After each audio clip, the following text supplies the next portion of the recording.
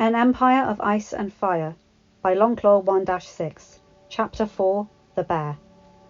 To describe Sir Jorah Mormont's exile as hard would be engaging in a massive understatement.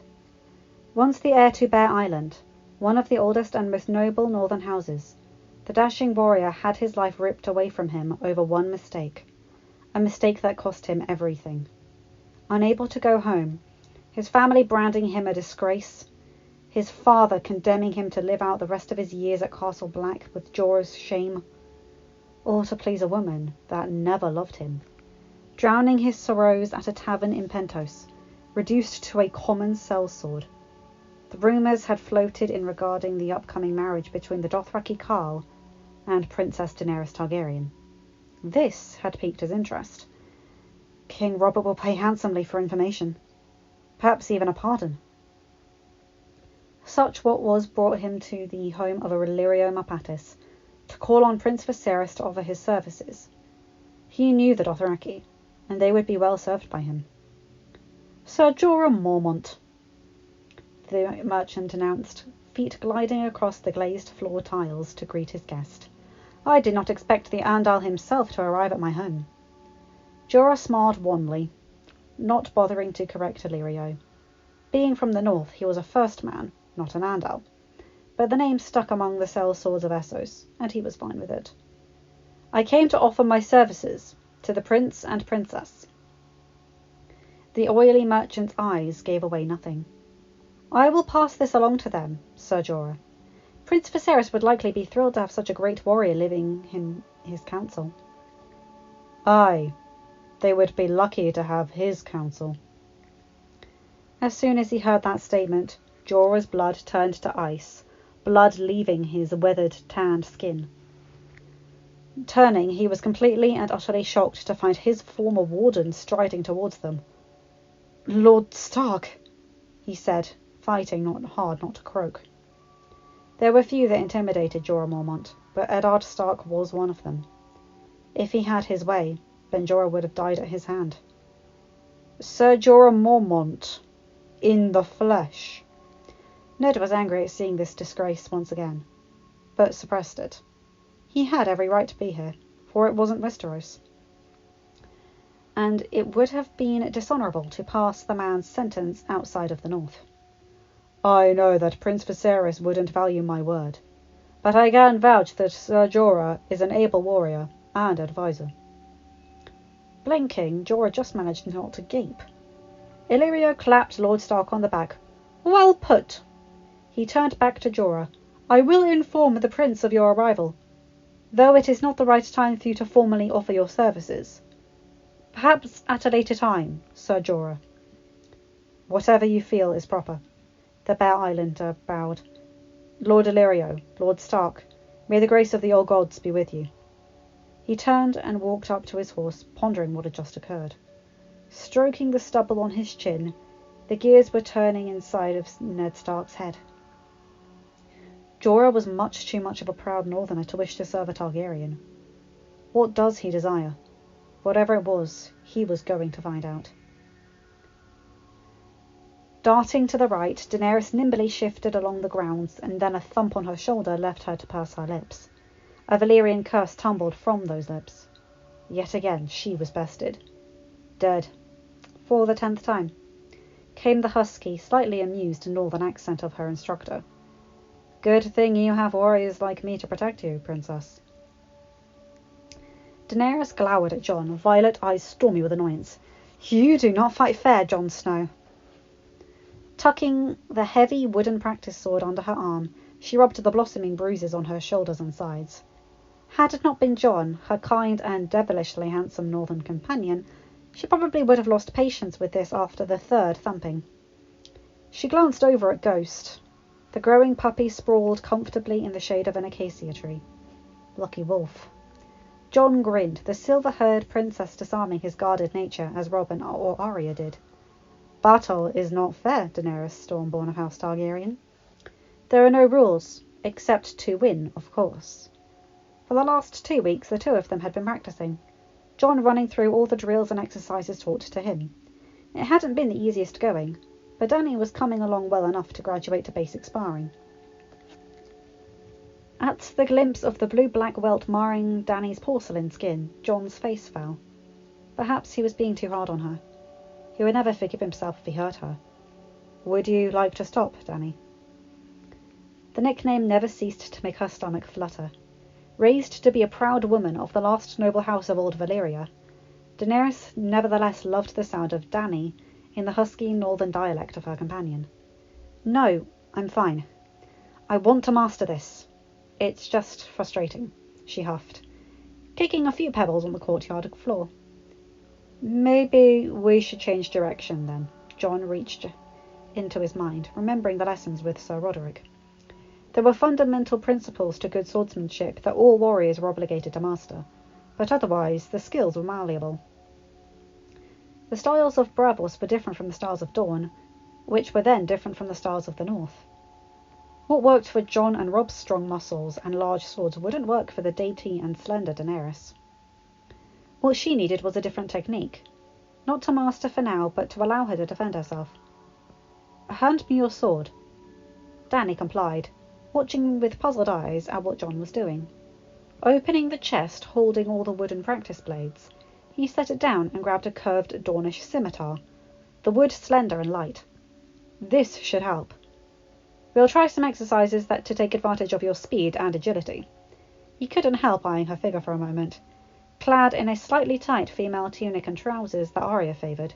His little sister hated dresses. Danny's full, slender curves were on full display. It was a magnificent sight, one where he willed himself to discount most of the time. He'd never get any work done otherwise. As a woman, your body is nicely built for it. Danny blushed slightly. Is he really complimenting my body?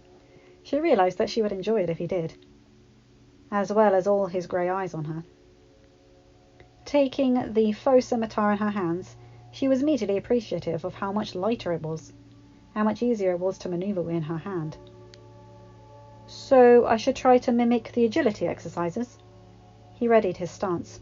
Yes, but please try to be unexpected, Danny. You are the blood of the dragon. You have it in you. With that, Jon began a light jab to her abdomen. Blood of the dragon. Managing to dart out of the way, Daenerys let her scimitar slash at Jon. While missing, she felt pretty good.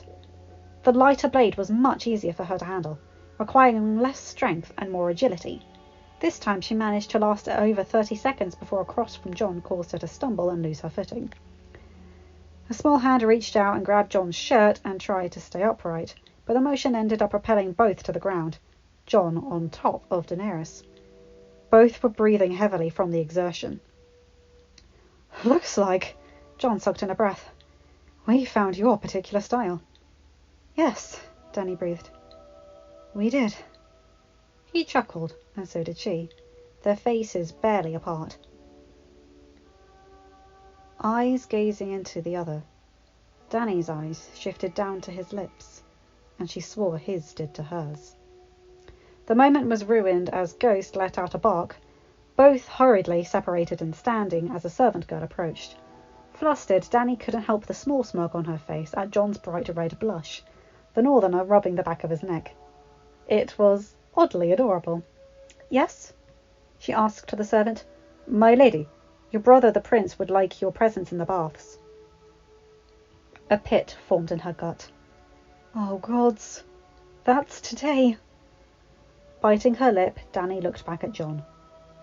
I have to go. Today is when I'm presented to the Dothraki Carl. Sensing her fear, Jon soothingly placed a hand on her arm. It felt electric to the touch. Would you like me to attend?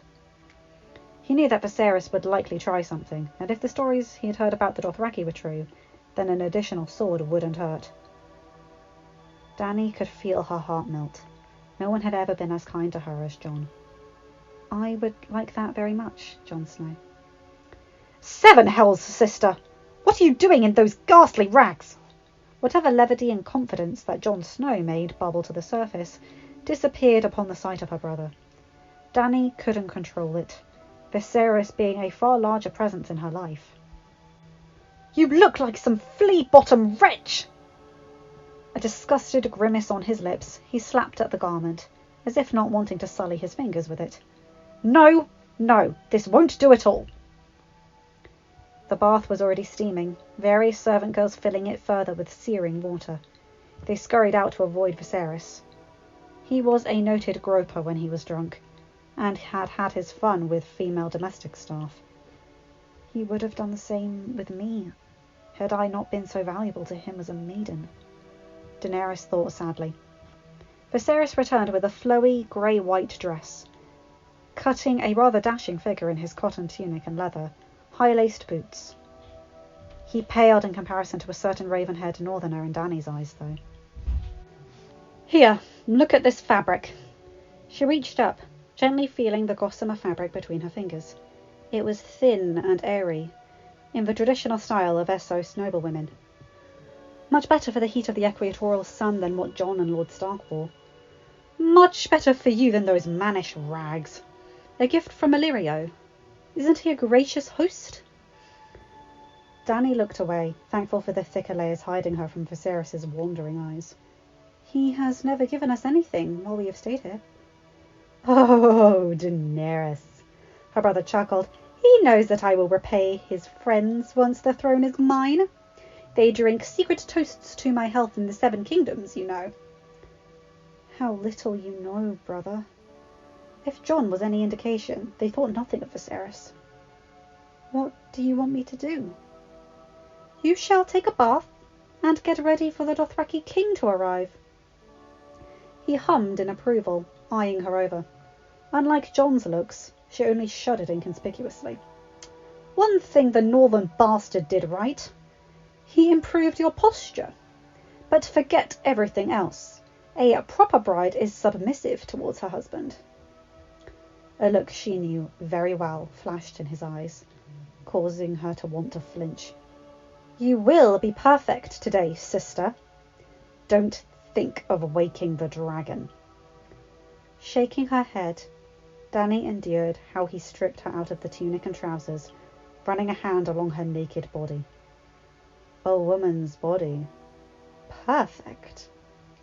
Walking out, he glanced back at her. Soon I shall be on the Iron Throne. Our family will be back where it belongs. Where I belong. With you by my side, my sweet. Turning towards the bath, Daenerys reflected on the family legacy. How she was likely birthed solely to provide her dead brother Rhaegar with a daughter-in-law. How she was still only a broodmare for Viserys, to keep the bloodlines pure. Dany hated feeling alone, hated thinking that she could be the last Targaryen. In this way she loved Viserys. But seeing how Jon talked about his siblings, and how much he loved them all so dearly, Viserys was not her true brother. He did not love her, only wanted her as his pawn. And she was too weak to do anything but. You are the blood of the dragon. Jon's words still echoed in her. I am the blood of the dragon. Slowly she lowered herself into the bath, ignoring the pleas of the servants. It felt hot, scorching even, but she could handle it. Blood of the dragon. What do you know about the Dothraki, father? It felt good to be able to call Ned father.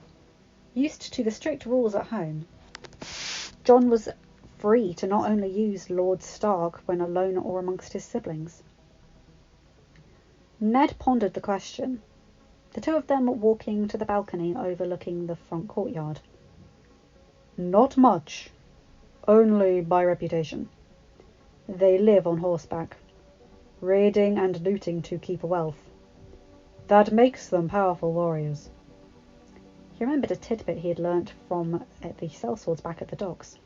A Dothraki warrior only cuts the long braid of hair if he loses a fight. Their current leader, Khal Drogo, has never once cut his hair. And he is the one Daenerys is marrying. Jon couldn't help the gloomy look that crossed over his face. It did not go unnoticed by the Warden of the North. Yes, I believe so. He looked to the sky, once again wishing she had not left this world. Ned had been doing that quite a lot since landing at Pentos. Gazing down from the balcony, he spotted Dany waiting next to her brother and Illyrio. Jon's breath hitched. She looked like perfection embodied in the light, flowing dress. He couldn't deny it. As if noticing his arrival, Dany glanced backwards, and the numb expression quickly morphed into a wide smile. Jon smiled back, hoping that he could calm her just by being there. The princess was his friend, someone he had grown to care quickly for. Almost as if a weight had been lifted off her shoulders, Dany turned back as the drum of hoofbeats grew closer and closer. Mask back on, she steeled herself. This is it. She did not want this to happen, wanted to scream to the heavens for her brother to end it. But at least with Jon Snow close by, she didn't have to go through the ordeal alone. Soon the Carl had arrived, surrounded by his equally fearsome blood riders. "Khal Drogo of the Great Grass Sea," Illyrio called out in a grand tone, opening his hands wide. "Please let me present to you Viserys of House Targaryen, third of his name, rightful king of the Andals, Rhoynar and the First Men, protector of the realm." He then motioned to her. "And Daenerys, Princess of House Targaryen, your prospective bride." Closing her eyes, Dany heard the steely clop, clop of hooves on stone. They got closer and closer. Her future husband approaching. Blood of the dragon.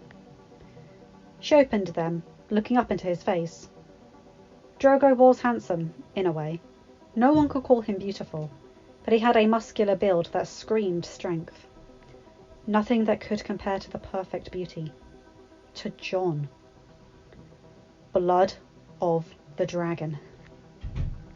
The horse circled her, Drogo inspecting Dany as if she were a marine slave auction. Which, in effect, she was. Blood of the dragon. Before she could even make sense of it, the Carl rode off with his blood riders following. "Hey!" Viserys called, running down the carpet. "He didn't say anything. Did he even like her?" "Calm yourself down, my grace." "Your grace," Illyrio replied, clasping his hands over Viserys' back. "If he had any objection, we'd know. The Carl liked his prize." He grinned, the smile spreading to Viserys as they walked back inside. Hearing them had been too much for Dany. Trying to stay strong was brutal, and she heard her brother view her as akin to a slave before, but this time something inside her broke. She rushed out, heading for the garden, heading for someplace she could be safe. Sad grey eyes watched her the whole time. Quiet. Nothing but the rustle of the wind and the low hum of the great free city of Pentos, long away. It seemed surreal for Jon, and for a moment he feared he might have been alone.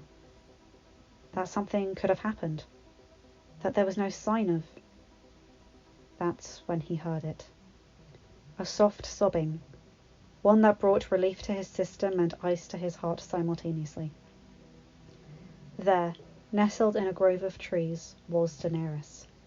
She laid herself out on the lone stone bench, head laying across her crossed arms, and her body shaking from tears. Jon's heart ached for her. She was such a strong, noble woman, with blood that rivaled any highborn noble in the Seven Kingdoms. He knew she carried herself with such quiet dignity, despite being used as a pawn by her brother. But if anyone understood being overwhelmed, it was him. Stepping forward, Jon placed his hand upon her bare upper back. The pale skin felt so soft, but her whole figure tensed up immediately. "It's me, Dany." The tension disappeared. Fearing that someone had intruded on her shameful, ignoble moment, Daenerys was so relieved to hear Jon's voice. In a short moment, he had become the only person she trusted so fully. a kindred spirit that knew her pain.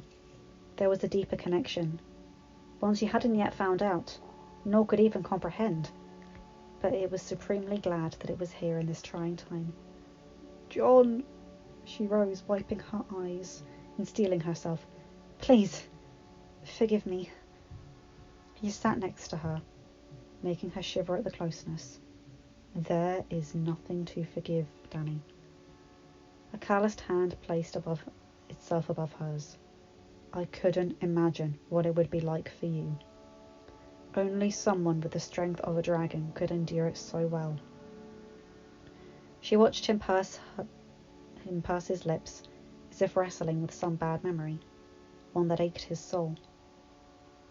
Staring into his grey eyes, heart beating rapidly, Daenerys softly rested her hand on his cheek. It was prickly with unshaven black stubble, but it just made him look all the more manly to her, rugged, strong. He closed them for a moment, opening to reveal a storm of emotions. So comforting, so beautiful. Without warning, she closed the distance between them, her lips coming into contact with his. The sudden move caught Jon by surprise, but it lasted a mere moment before his icy posture melted by Daenerys' fire. He relaxed into her arms, pulling the silver-haired princess to him as he instinctively returned the kiss. Dany felt as if she was flying, surrounded by his strong arms and clutching his waist tightly. She never wanted this to end. Wanted more. So much more. Brain fogged, all Jon could think of was Daenerys. For the first time in his life he had someone to relate to, someone who could share his pain. The kindest heart and the most loving soul. He groaned as Daenerys' tongue swiped slowly over his lips, seeking entrance. Unable to resist, he granted it. Warmth bellowed into a flaming dragonfire as her tongue met his. Dany knew this had to be unique. She had never been kissed before. No ordinary kiss could be like this. Two hands snaking up his chest as their tongues battled. God, this man is so beautiful. The princess's touch threw Jon back into reality. It felt so amazing. But he couldn't do this. Wrenching himself away, Jon sucked in a wheezing breath. Dany stared at him with confused eyes, looking so beautiful in the low light. Jon wanted her. He felt ashamed. What have I done? His words were like an ice pick to Daenerys' heart. Jon. She placed her hand on his shoulder, only to be shrugged off. Please. What's wrong? Tears welled in her eyes. I can't do this. He tore his eyes away, noticing her suppressing a sob. Nothing hurt him more than watching her in pain because of him. But it was his fault. You deserve someone better. Someone perfect. You deserve more than a bastard. And with that, he walked away. Two pairs of eyes wet with tears. Hanging his head, Lord Eddard Stark turned and ambled through the lush garden overlooking the narrow sea. For him, the riddle had an easy answer. It was the fourth morning where Jon trained alone, without the companionship of Daenerys Targaryen. Ned had his theories as to why this was occurring. Not knowing for sure, but surmising. It should have been for the best. Every voice in his head was shouting loudly that they had all averted the catastrophe hanging over their heads the minute the bastard of Winterfell had laid his eyes on the silver-haired Targaryen princess. Everything that he had been for the last decade and a half called him to wash his hands of this, to let the status quo remain. Jon would be safe. His family would be safe. His honour would be intact, protecting Jon and keeping his oath to his friend Robert. Everything as it had been. That didn't stop the proud Warden of the North from feeling like shit. A heavy sigh, a guilty sigh, escaped his lips as he watched his flesh and blood train in the courtyard. Hacks and parries were as skilled as ever, but there was an enraged intensity to them. an unnecessary brutality attempting to free demons trapped within the young lad. Don't let this happen. She is his destiny, brother. The nagging voice would keep saying whenever he thought about it. Part of Ned didn't want to believe it. For his entire stay in Pentos, he willed both the old gods and the new that Jon and Daenerys wouldn't share that connection. But even he knew it was for naught. The lies and wishful thinking of the past swirled through his head, hammering into him like a steady assault of a warhammer. That fall of the Targaryens was good. That Robert would be a good king. That Jon Arryn would keep the realm together. That it was truly better for Jon to remain in the north, and for the Targaryens to stay here. But all were lies. Robert was a womanizing drunk. The Lannisters' lust for power was threatening to consume all after Lord Arryn's death. And the miserable life at the Wall, or some horse lord's captive, was a fate worse than death. Promise me, Ned. Promise me. Perhaps it was destiny. A song of ice and fire, as it had been for...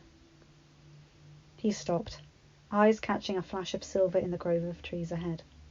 There was only one of two people in the known world it could be, and the gods wouldn't be cruel enough to Ned for it to be anyone else but her.